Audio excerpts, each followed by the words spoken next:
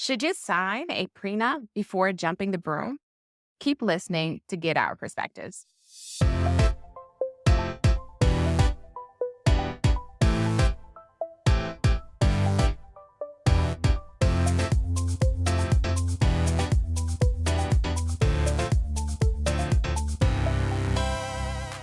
Hello, and welcome to the Wealth Minded MD podcast with your money best friends. I am Dr. Brittany Helford, And I'm Dr. Alicia Taylor. and we're here to help you build wealth and make smart money decisions so that you can create the life that you desire with more control over your time.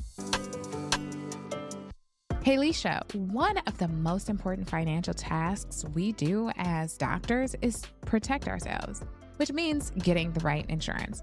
I recall purchasing my insurance policy just a few days before I graduated from residency. What was your experience? So I got my insurance when I graduated from medical school right before I started residency. I actually called a few agents, but I had the best service from Pradeep Auto at PKA Insurance Group. He was super responsive and personable. Unlike some of the other agents, Pradeep actually got me quotes from all the major companies and actually took the time to explain the nuances in each of their policies. What I love most is that he wasn't just this way for me. Whenever I would send one of my friends to him, he would not only speak to them, but he'd also let them know where to go or who to contact if there were better options or discounts available. At PKA Insurance Group, Pradeep Auto and Matthew Peterson are independent brokers focusing on disability and life insurance. They excel in securing coverage for physicians and other medical professionals. Discounts on disability insurance can range from 10 to 40% depending on your situation. And there is now an A+ rated carrier offering up to $10 million of life insurance without lapse. If you are very healthy with limited to no medical issues, approval is likely in 5 minutes. Reach out to PKA Insurance to discuss your disability or life insurance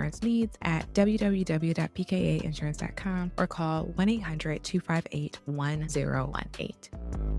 Hey, money best friend, we want to hear from you. That's right. We need to know a little about you to improve this podcast and ensure we give you the best content possible. Are you a wealth-minded doctor like us navigating the challenges of money and medicine, or are you in a totally different field? Are you in your early 30s like me or a bit older like Brittany? Hey, I'm not that old. If you wouldn't mind, head over to the podcast show notes, click the link for the survey, and kindly fill out this super short 6-question survey. Based on your answers, we will tailor the podcast to fit your needs. Thanks in advance for filling it out, and don't forget to leave a review. We appreciate you.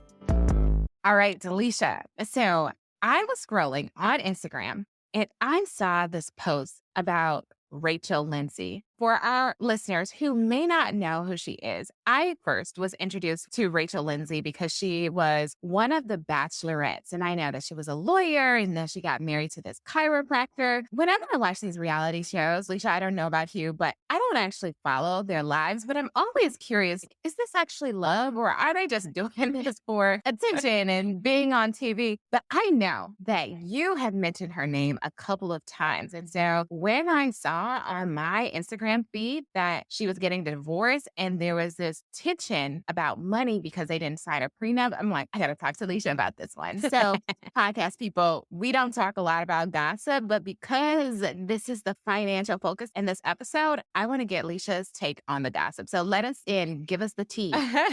So you're right. I'm speaking like I'm her insider or her best friend. Just disclaimer, I do not know her personally. And I don't normally watch The Bachelorette or The Bachelor, but I have seen a few seasons. So I think they're on their 20-something season. I certainly have not seen all of the seasons, but I did watch her season. I watched her season because I'm African American and so is Rachel Lindsay. She was the first Black Bachelorette. And so I was just intrigued because when her season came out, I was in medical school, maybe. I can't remember. I might have been in medical school during that time. And so a lot of my friends from medical school who watched The Bachelor were like, Leisha, you might be interested in this season.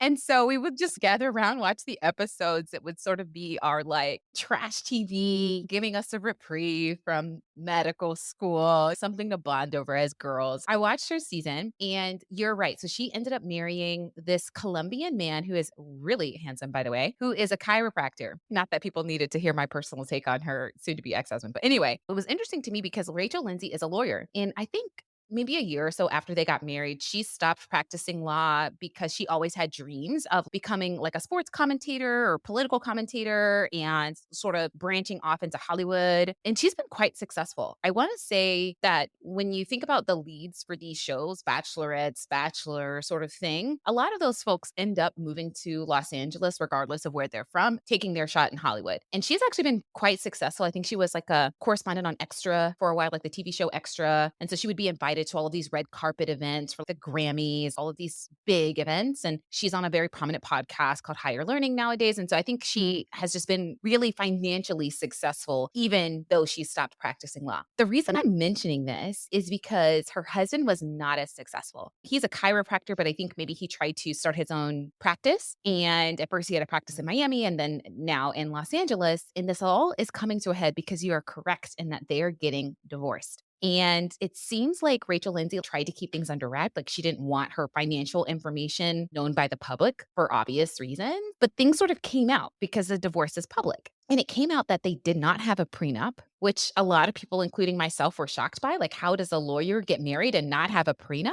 And then as they were sort of fighting over, I think he was requesting spousal support. And so for a lot of people, they were like, how does a chiropractor, someone who the world perceives as successful, need or request spousal support from their soon to be ex wife when they don't even have any children? And it was just like a whole thing. And she was ordered to pay him spousal support. I want to say there's this temporary order where she has to pay like 13 grand a month plus a percentage of lawyer fees. And this is really Whoa. interesting. Right. That's a lot of money. When the documents came out, as y'all can see, I like know way too much about this woman's life. But when the documents came out, I think it came out that she made 60 something grand per month. I don't remember how much he made as a chiropractor. I think maybe his revenue was like 10 grand a month, but like profit was like $1,000. And so I think, correct me if I'm wrong, Brittany, when you're getting, not that you know about getting divorced, that came out really wrong, but I think that when two people are separating, you have to sort of divide marital assets and maintain some semblance of the standard of living that you had prior to getting married. And although this has really come to a head in her life, I think that a lot of physicians, which is the target audience of our podcast, and a lot of people listening are physicians,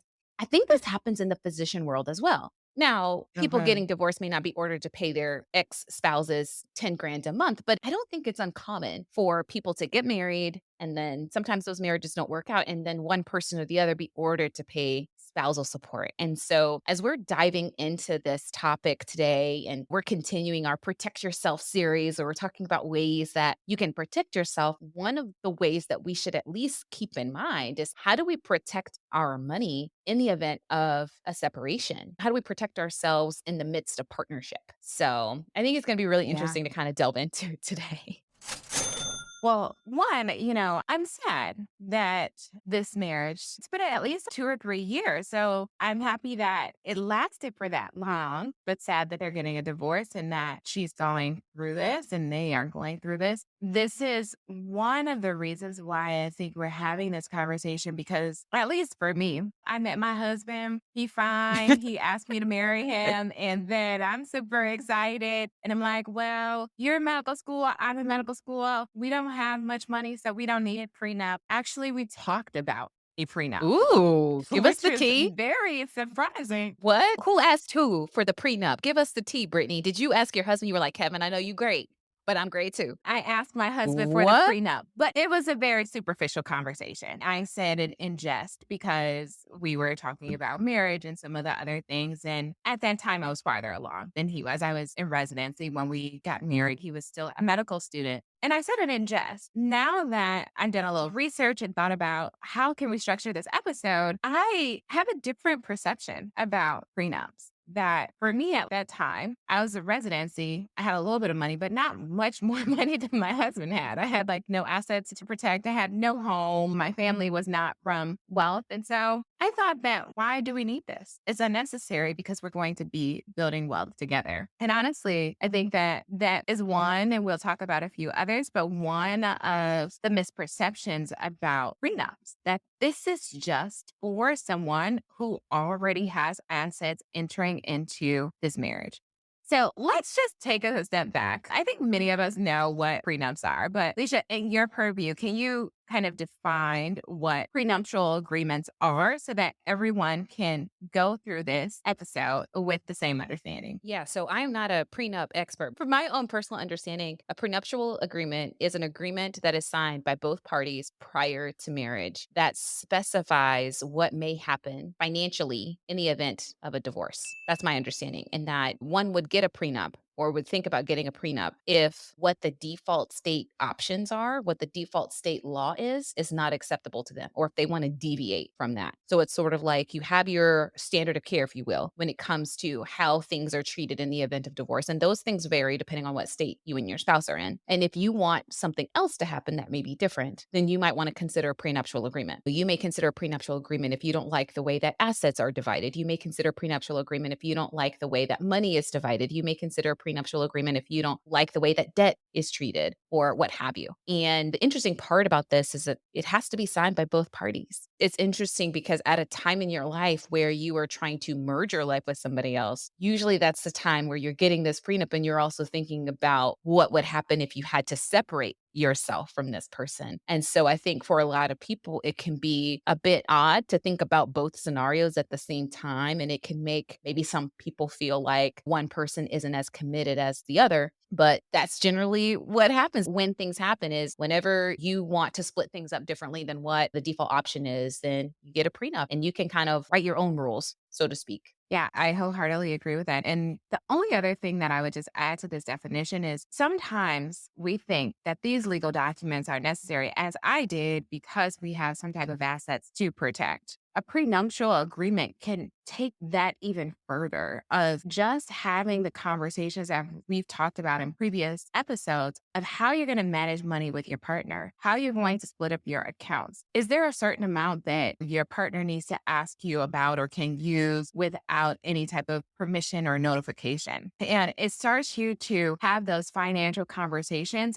up front so that your marriage, once you jump the broom, you're starting on a solid footing, not only one that helps to foster love, but one that also can help to reduce financial stress. Because when you look at the divorce rates, it's still pretty high, about 50% of marriages end in divorce. And the large majority of what leads to the conflict in a relationship is talking about money. So why not understand where that person stands before you sign your name on that marital agreement that you want to say I do to this person? So I think that that's the one thing that I would just add is that prenuptial agreement, yes, helps you to protect and understand your assets, but it also helps you just to understand how you're going to manage your finances in the marriage and where your partner stands on that. Going back to the whole Rachel Lindsay situation before we delve into your own business, I think I saw in an interview, or maybe I was scrolling social media and I saw it. So take everything I'm saying with a grain of salt. What I saw was that at the time that her and her soon to be ex spouse were getting married, she didn't have a ton of assets. She was working as a lawyer and he was working as a chiropractor. And so by virtue, both of them have doctorate degrees, her in law and him chiropractor studies. I don't know what the official degree is, but you get my gist. And she had a substantial amount of student loans. And I don't think she had her own home or large assets. And I don't know his financial situation, but I don't think it was drastically different from hers. And so I think for them, it was like, okay, we're marrying for love. We anticipate that this will be a long lasting partnership. We both don't have substantial assets that we're bringing in. We both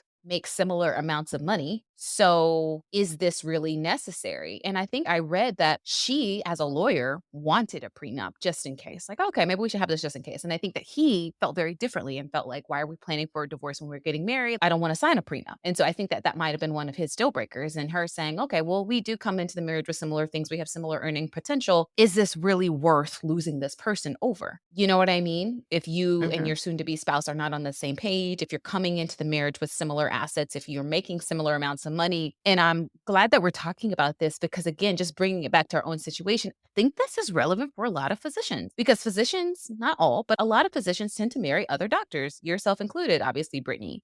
And so they're meeting potentially their spouses, whether it's medical school, residency, or even as attendings. And they're saying, well, we have similar professions. We make similar amounts of money. We're both not coming into this relationship with a lot of assets, or maybe we are both coming in with our own individual assets. Why is this necessary? And I think if we could ask Rachel Lindsay right now, she would be like, oh, yes, I would go back in time and I would change it. But it's interesting. And I guess not to be too nosy with you, I'm kind of nosy at baseline.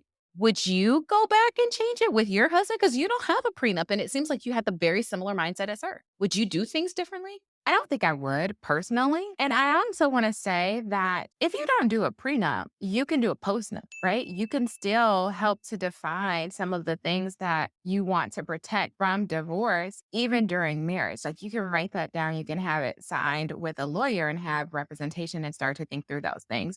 So just because you didn't do it prior to marriage does not mean that you can never do it. You can never have this agreement. Personally, my husband and I have supported each other significantly. If we were to get a divorce, I think it's hard, right, to think about that. But because we have children, I don't know. I think I would have to have a lawyer to help me to kind of think through all of the possibilities when you're in that state of wanting to get married and one person wants it and another person doesn't. And yet it's filled with so much emotions. You just want to love your partner and you just want to be together. Then it's hard to forecast problems. And no one wants to put themselves in that mind frame. And I think it requires a shift of how you think about what a prenuptial agreement is. And if you cannot get on the same page about it, then I would probably include a marriage counselor and learn a little bit more about what it could be and how that could bring you all together in alignment and not to have that agreement, yes or no, be defining moment of whether or not you all get married. But for me, because we've built wealth together at this point,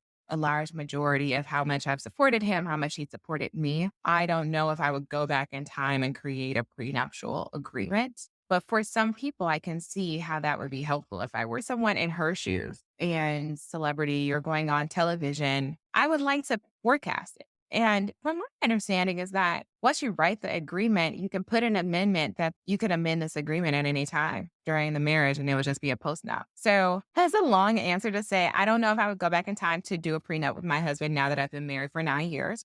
I think we've built well together.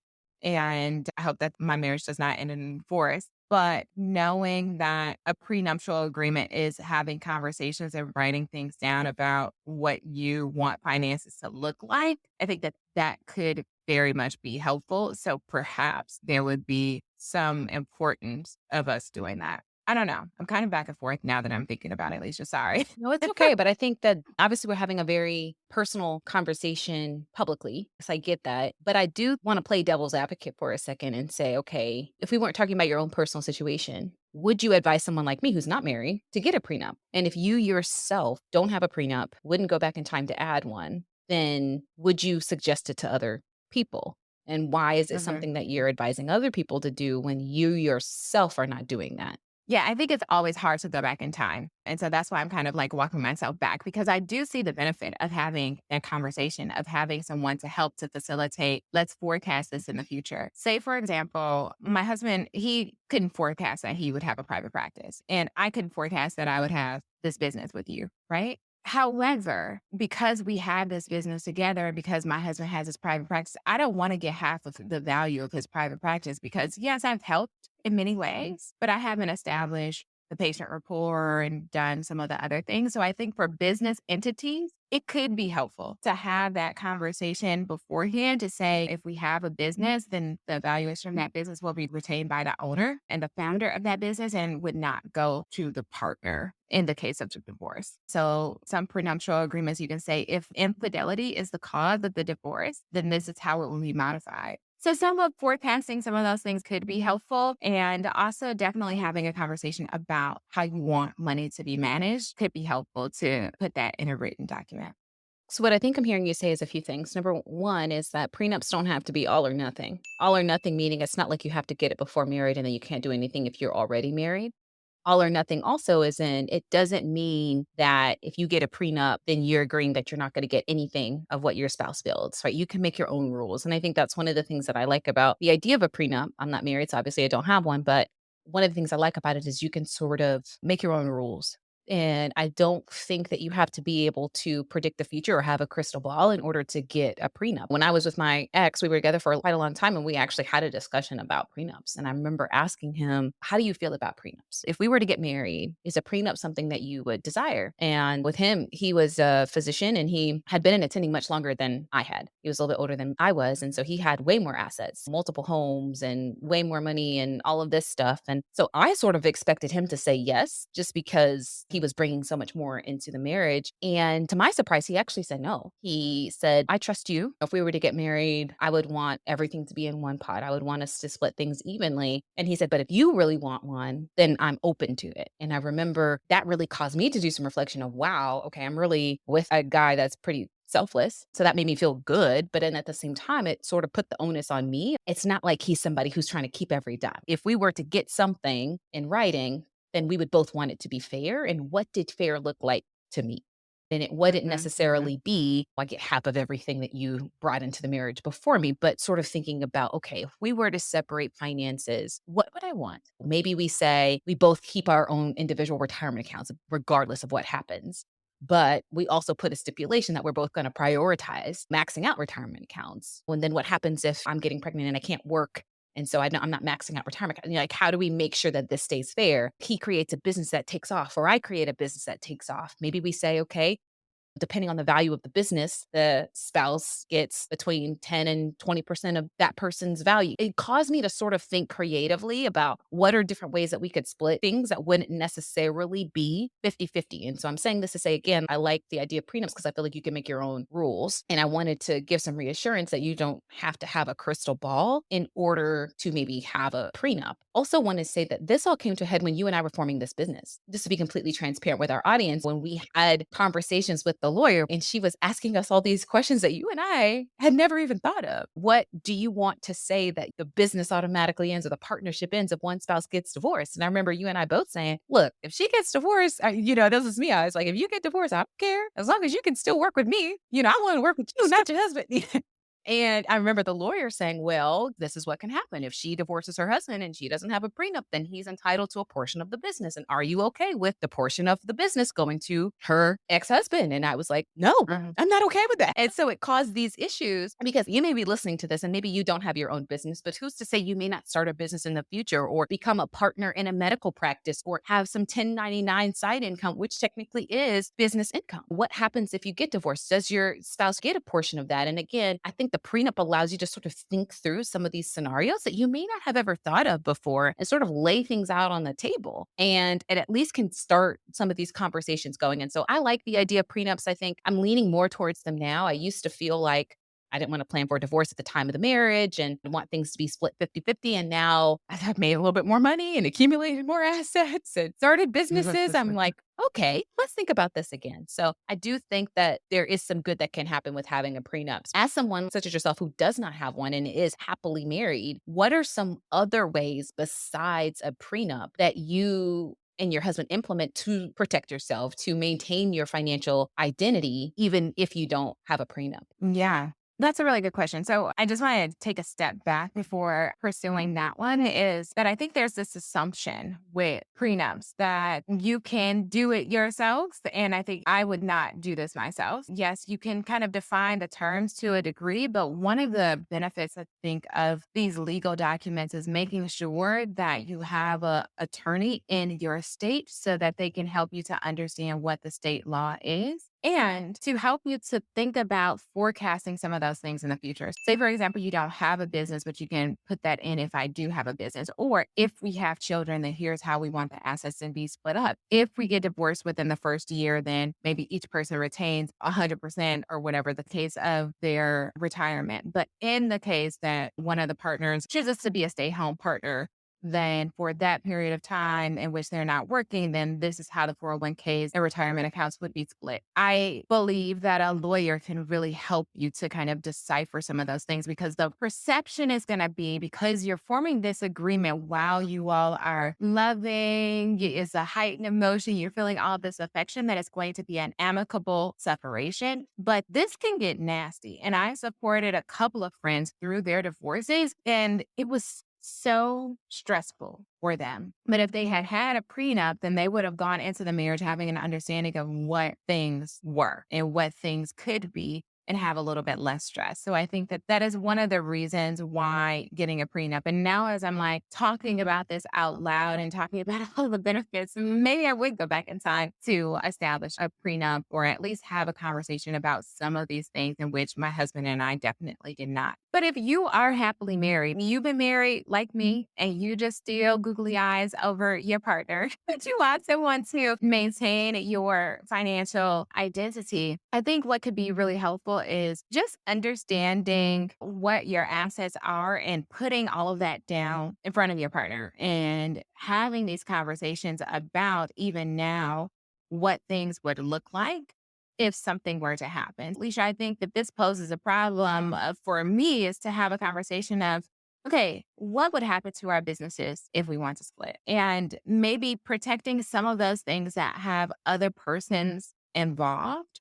Say, for example, if there was a portion of real estate income, say, for example, my partner did not want to do any type of real estate whatsoever. And so I saved up for real estate properties and I managed them all myself. Then I think at that point in time, it would be prudent to establish some type of nuptial agreement regarding these properties. If that's something that you invited your partner to participate in, but they necessarily did not desire to participate in. And from my understanding is these laws are not transparent in that if you're using some of your income, your W-2 income, and you're commingling that with other types of income, this stuff can get really murky. If you want to have this opportunity to define what assets are going to be split, even after you've established some of your financial identity, then I would involve a lawyer at that point as well. One of the things that my husband and I do is we do the three pots. So we have our own pot in which we spend however we want. We have our joint pot. That allows us to have some financial autonomy and identity even in that. But I don't think that those assets in those individual accounts would be protected at a time of divorce. It would be come with your assets and all of that would be calculated into that evaluation of what we jointly own, even though his name may not be on the account.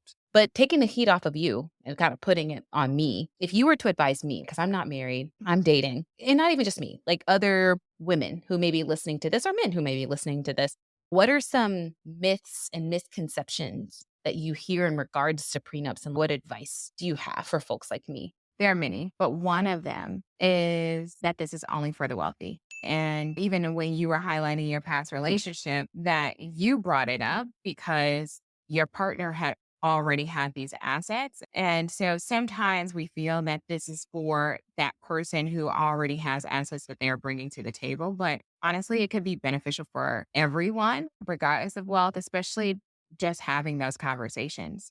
I would ask you in that situation, was it just that you were concerned about protecting his assets and understanding where he stood regarding the prenup? Or did you feel that there was also going to be benefit for you in that discussion? Oh, benefit for me too.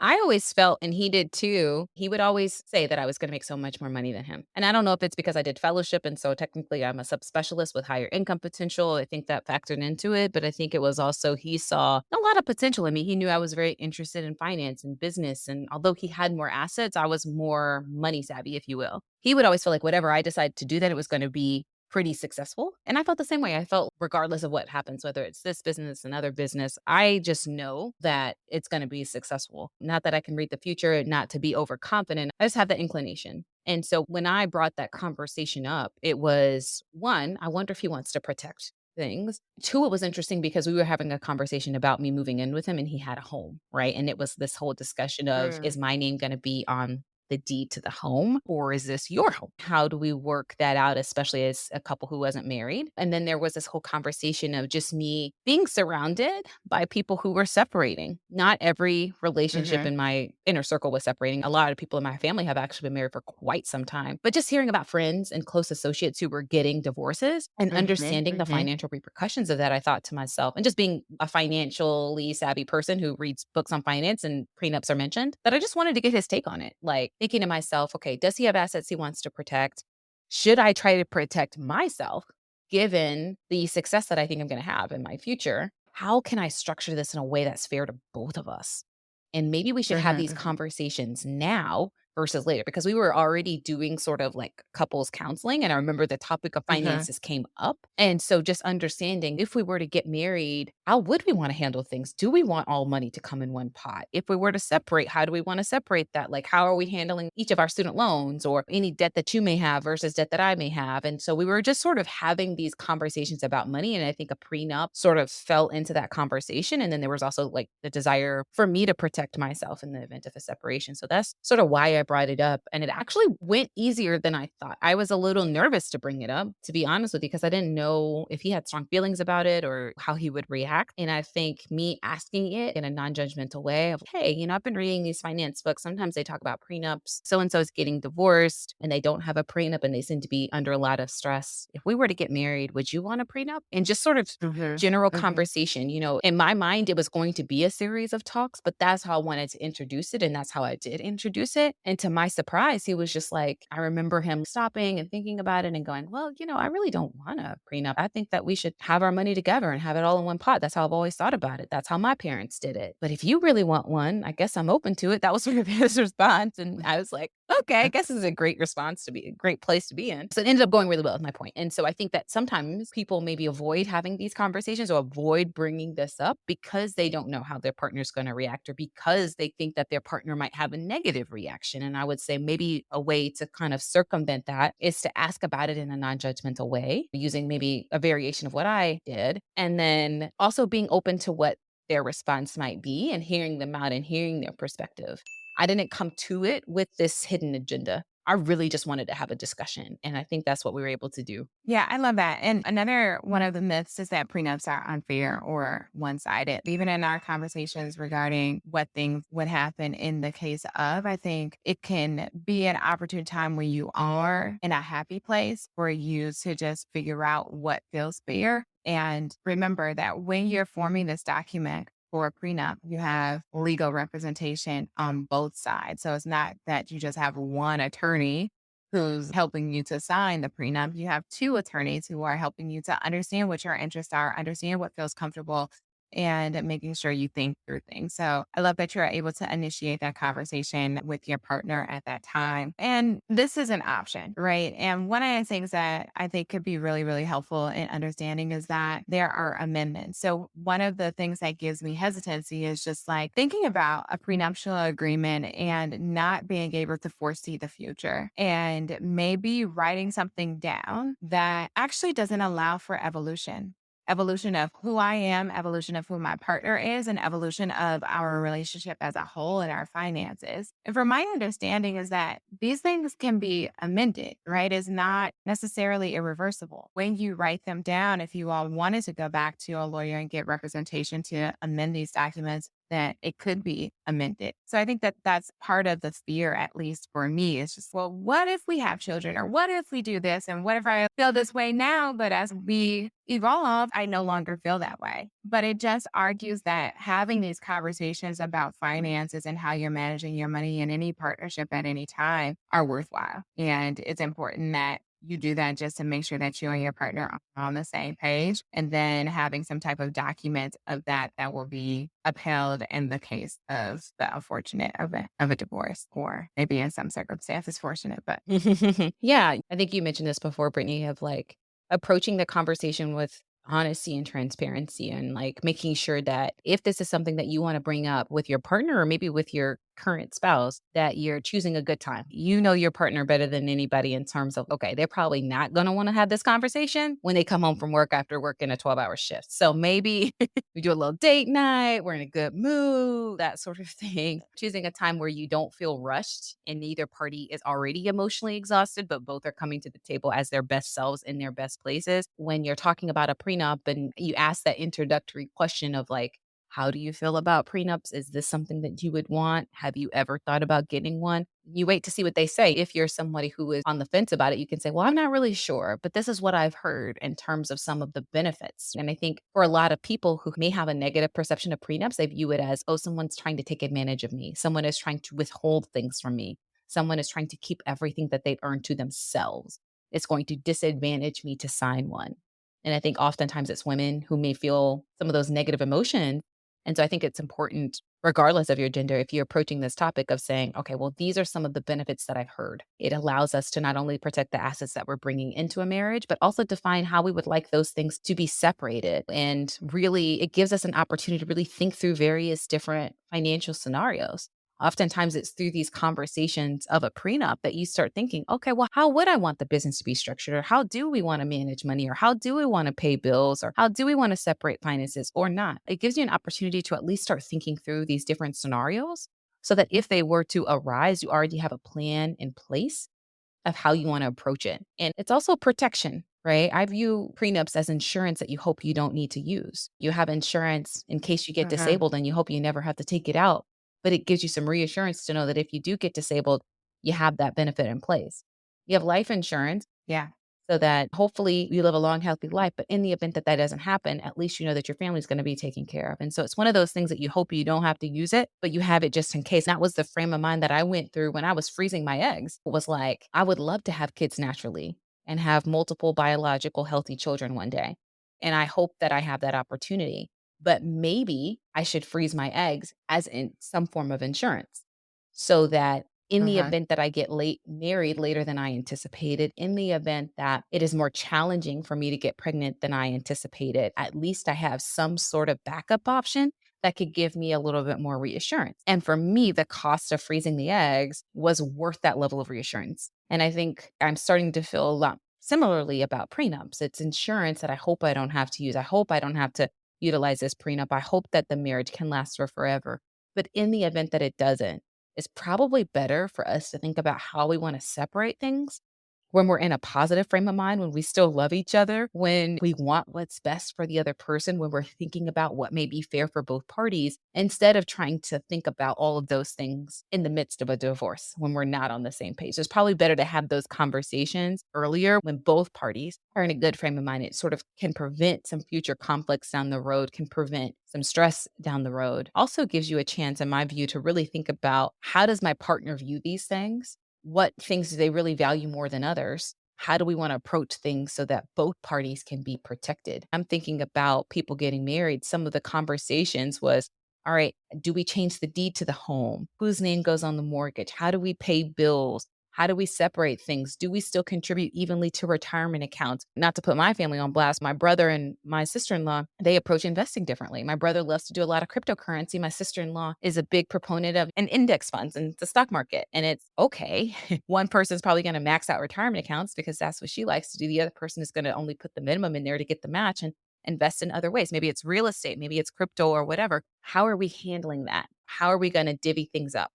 Whether it's investments, saving assets, or whatever. And so I think having these conversations and at least bringing them up can be helpful to just about anybody, regardless if you end up going through the whole thing and getting the prenup. I think it can be helpful to at least have these conversations to at least start to think about how you want to manage things. Yeah, I agree. I agree that the conversations are very helpful. And honestly, just thinking about the cost of prenups, of course, there's some variation. But if you were broke medical student or resident getting married with no assets like me, then it probably would have cost $500 for us to put some things in place. Maybe $1,000, depending on who we had for representation and how they walked us through things. But having that guidance, the legal guidance of someone who is a professional can be helpful, if not for signing your name on the legal document, but at least understanding how your partner views finances and what they think are important and how things should be separated is never a problem. And sometimes just hiring that third party, like we have a marriage therapist and, we have other people at play who are third party who helps to kind of mitigate and dissipate some of the tension that some of these conversations might cause. So I agree with you. Now I'm thinking about my response a little bit more. What does a postnup look like? All these things. I don't That's know the if we will conclusion hire a lawyer. from this episode is Brittany now is considering a post.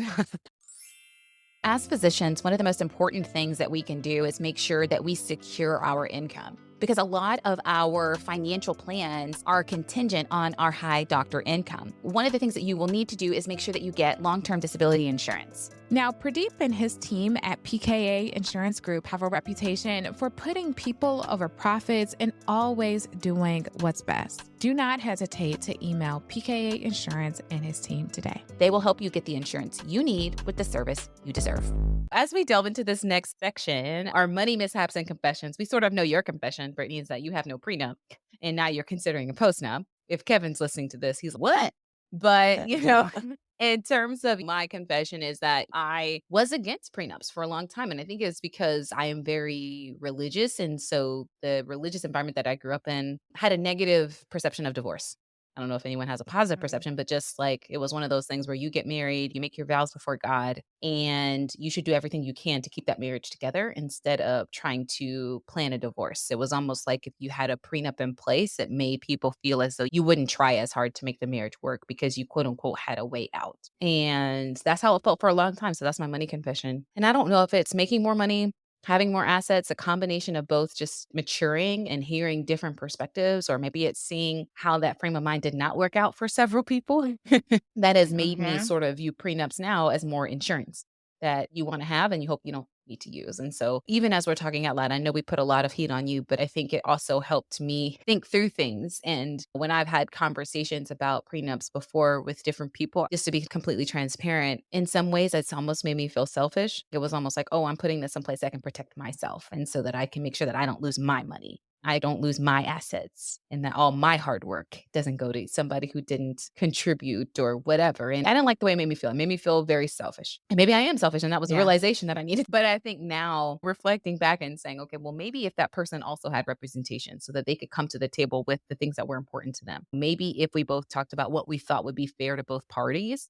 so that I could hear a different perspective. And okay, Leisha, it isn't you being selfish, it's you protecting yourself. And it's that person also protecting themselves. And also understanding, okay, we're going to put this prenup in place. Let's also put in place a plan of action on how we can make this marriage or this partnership work long term. Let's commit to date nights. Yes. Let's commit to being very transparent about how we spend money. Let's make sure that we involve the other partner when we have big financial decisions. Let's make sure that we communicate when we don't feel heard or not feeling as fulfilled and doing what we can, whether it's vacations and family time or whatever, to really invest in the marriage so that it doesn't just seem like the prenup is the way out, but just have other measures in Yeah. place to keep us intact. Yeah. I love that. And I know people who have put in their prenup that before they actually get a divorce, they are required to go through marriage counseling for X amount of months, 3 months or 6 months, and try to give it a shot to resolve the issue and save the marriage.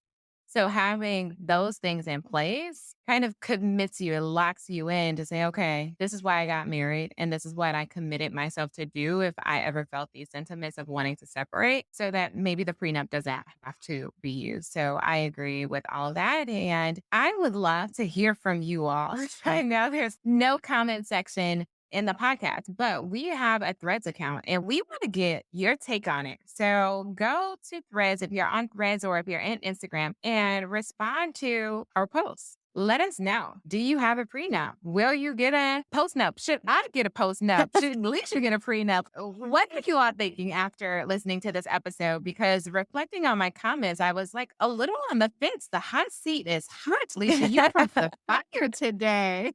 Oh, man. I didn't mean to put you and I could tell when you were answering my questions that you were, like, thinking about things very deeply, and you know what? A part of it is refreshing, though, because I will say, you seem so in love with your husband that the thought of separation and the thought of a prenup to you, this is my perception, just seems so unnecessary to you. You're just like, "Why would we go through that? Why would we do this? Why would we pay for a lawyer? We're good." I helped him, he helped me. He's selfless, I'm selfless. And a part of that is refreshing, right? It's this is so good. Their marriage is so strong, this is great. But hopefully maybe it sparks some conversation that you and Kevin can have about how you would handle things. Definitely. Oh my goodness. We're gonna pivot from prenups. Tell me something fun that you or you and Kevin are doing with y'all's money. Yes. Alicia, this could be a whole nother 30 minutes. So I'm going to cut it short because I kind of want your perspective on this. There is a social club. I'm not going to name any names of the name of the social club here in Boston, but it is for, I don't know if it's necessarily the elite, but it's for a group of I bet people. you I can name the And I could name the social club. I've had these conversations. Oh my gosh, I'm so excited about this. Continue. Sorry. And it's very discreet, right? And so we had to apply to this social club. We had to interview for this social club and we got accepted. Congrats. Thank you, thank you, thank you. And it is absolutely beautiful. The setting, some of the people that I met there were very, very nice. And so I can see myself utilizing it. But at this point, I think it's like the timing of things. I don't know if the timing for me is making a big difference in my decision. Just like at this point in which we have to enroll and having the experience of some of the other expenses. Yes, we have an emergency fund, people. Yes, we have enough money in the bank to cover both expense.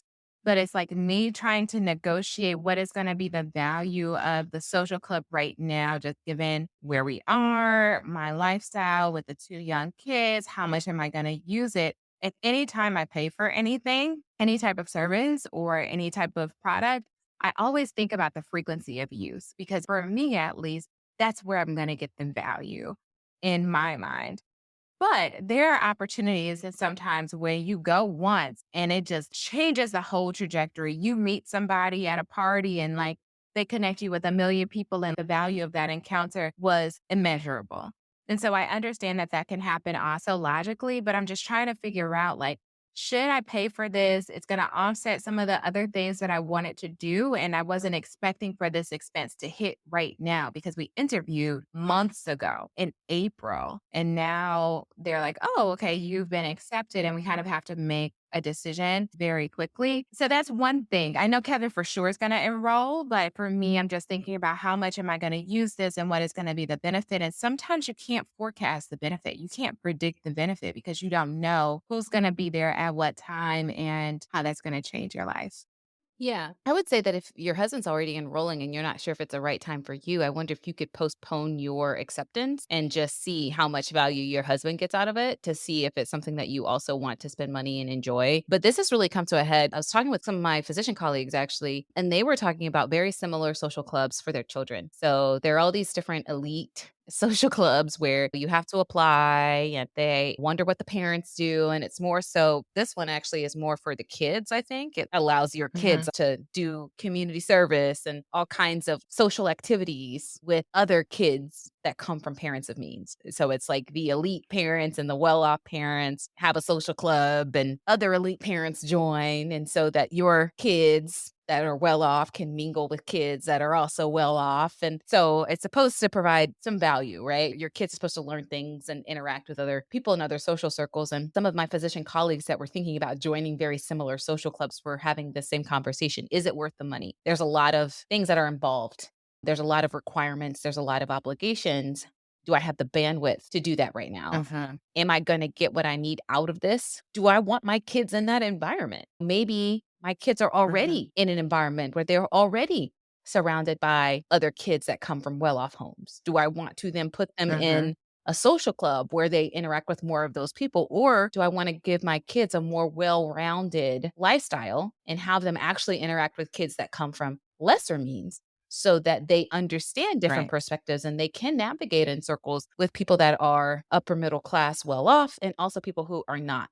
And so they're sort of having these same conversations. And some of them feel like, you know what, these social clubs are great because my kids don't already interact with these people and this would be great. Other people feel like, you know what, I don't want to do that at this time. Maybe I'll defer for another year. Maybe I'll wait it out. And so I think it really depends on what place you are in your life. But I'm saying this to say that I think if Kevin was also accepted, then I think maybe you let him do the acceptance, postpone yours, and just see if he thinks, because he knows you well at this point, see if he thinks that you could benefit from this or not. Yeah, I think that's a good approach. We kind of discussed that maybe he joined and then I come on because he can have me as a guest. So he has me as a guest for a few events and things of that nature. And then I kind of figure it out to see how I can use the space and just make it work for us. So I think that's probably what we're going to do. I just want to make that informed decision and not feel rushed, but feel like really energetic and empowered. And I think if my hot water heater hadn't gone out, I would also feel a little bit more comfortable. But because it has, I'm just like, oh, we had to pay this additional money. Do I really want to pay everything all at once? And yeah, part of me is also challenging that because I think that comes from like scarcity mindset because I know that there will be enough for me to do both. And how can I just not embrace that? Okay, this is what I'm going to enroll in and how am I going to best use this and just make sure and make it work. So as you can see, people, there's a lot of processing on this end, but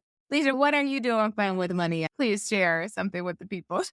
Man, what am I doing fun with money? I don't know. I think I'm just spending money at restaurants. I'm going out with girlfriends, doing some brunches, So that's my fun thing. I need to chill out with the fun money because the fun money bucket is being depleted. So I need to actually chill and let that fun money account build back up because I have depleted it with all my travel. So right now I'm just, a little restaurant, little brunch, maybe some happy hour drinks. But yeah, that's a little glimpse into my life. So thank y'all for listening this week's episode. Stay tuned. We got some more really intriguing episodes coming up for you next week. Hello, and thank you for listening to our podcast. And because of that, we have something for you, our Wealthy Mind Starter Kit. Have you ever thought to yourself, I wish I could be better with money? Do you want to start investing and saving for retirement, but keep delaying because you don't know where to start? Our Wealthy Mind Starter Kit is here to help. This guide will teach you what you didn't learn in your training so you can stop being confused about money and start taking what we call wealthy-minded action. We'll help you become a master of your finances and simplify investing so you can get started today. Take control of your financial future by downloading your free copy of the Wealthy Mind Starter Kit now and start building the wealth you deserve. Hello, everybody. It's me, Brooke. I'm recording a little disclaimer for my mommy, Dr. Brittany Halford, and her friend, Dr. Lisa Taylor. Just so you know, they're not financial advisors, tax professionals, lawyers, or financial planners. Everything you hear is for education and entertainment. It's not strict financial advice, So use your best judgment, chat with a tax professional, and all those other people that you need to talk to. Thanks for tuning in today. Keep cruising on your journey to wealth and wellness. Bye-bye. One of the most important things you can do is ensure you have long-term disability insurance. Long-term disability insurance secures your income if the unexpected happens and you are unable to work due to medical illness, chronic conditions, or an accident. Unfortunately, all insurance agents aren't created equal. Some of them are so focused on making a sale that they fail to reveal certain necessary information, tell you about discounts available, or clearly explain the process. Pradeep Bhatto and his team at PKA Insurance Group are different. They have a reputation of putting people over profits and always doing what's best. If you need life insurance or disability insurance, reach out to Pradeep and his team today. They will help you get the insurance you need with the service you deserve.